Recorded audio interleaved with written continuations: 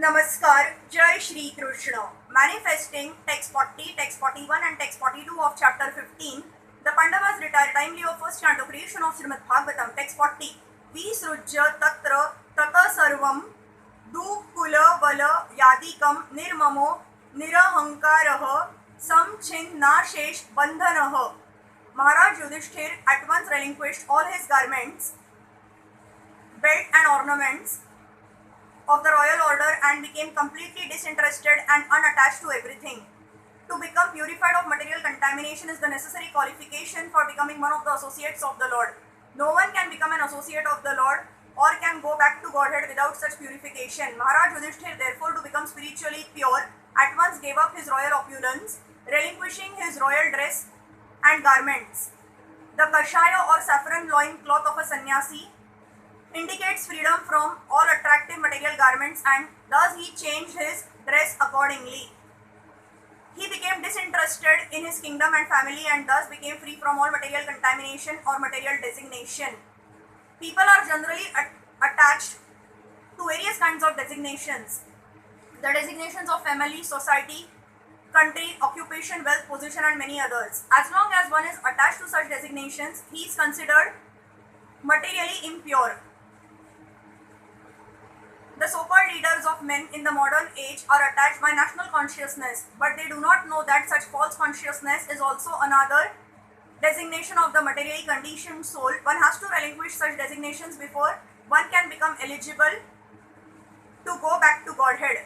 Foolish people adore such men who die in national consciousness, but here is an example of Maharaj Yudhishthir, a royal king, who prepared himself to leave this world without such national consciousness, and yet he is remembered even today because he was a great pious king, almost on the same level with the personality of Godhead, Shri Ram. And because people of the world were dominated by such pious kings, they were happy in all respects, and it was quite possible for such great emperors to rule the world. Text 41. Vacham juhava manasi tata pran itare cha tam mrutyavapanam sota sargam tama panchatve haya johavita. Then he amalgamated all the sense organs of the mind, then the mind into life, life into breathing, his total existence into the embodiment of the five elements, and his body into death.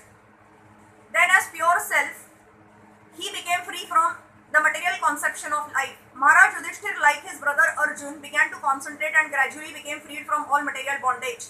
First, he concentrated all the actions of the senses and amalgamated them into the mind, or in other words, he turned his mind toward the transcendental service of the Lord. He prayed that since all material activities are performed by the mind in terms of actions and reactions of the material senses, and thus, since he was going back to Godhead, the mind would wind up its material activities and be turned towards the transcendental service to the Lord. There was no longer a need for material activities. Actually, the activities of the mind cannot be stopped, for they are reflection of the eternal soul. But the quality of the activities can be changed from matter to the transcendental service of the Lord. The material color of the mind is changed when one washes it from contaminations of life breathing and thereby frees it from the contamination of repeated births and deaths and situates it in pure spiritual life. All is manifested by the temporary embodiment of the material body, which is a production of the mind at the time of death. And if the mind is purified by practice of transcendental loving service to the Lord and is constantly engaged in the service of the lotus feet of the Lord, there is no more chance of the mind's producing another material body after death. It will be freed from absorption in material contamination. The pure soul will be able to return home back to Godhead. Text 42. Tri tve hutva cha panchatvam tacha chaika tve aju hon muniha sarvamatmanya juhavida brahmanyat manam dhyaye. Thus annihilating the gross body of five elements into the three qualitative modes of material nature, he merged them in one nescience and then absorbed that nescience in the self Brahma, which is inexhaustible in all circumstances. All that is manifested in the material world is the product of the Mahat Tattva Avyakta, and things that are visible to our material vision are nothing but combinations and permutations of such variegated material products. But the living entity is different from such material products. It is due to the living entity's forgetfulness of his eternal nature as eternal servitor of the Lord and his false conception of being the so-called Lord of the material nature that he is obliged to to enter into the existence of false sense enjoyment. Thus, the concomitant generation of material energies is the principal cause of the minds being materially affected. Thus, the gross body of 5 elements is produced. Maharaj Yudhishthir reversed the action and merged the 5 elements of the body in the 3 modes of material nature. The qualitative distinction of the body as being good, bad, or mediocre is extinguished, and again the qualitative manifestations become merged in the material energy which is produced from a false sense of the pure living being. When one is thus inclined to become an associate of the Supreme Lord, the Personality of Godhead, in one of the innumerable planets of the spiritual sky, especially in Goloka Vrindavan, one has to think always that he is different from the material energy, he has nothing to do with it, and he has to realize himself as pure spirit, Brahma, qualitatively equal with the Supreme Brahma Parameshwar.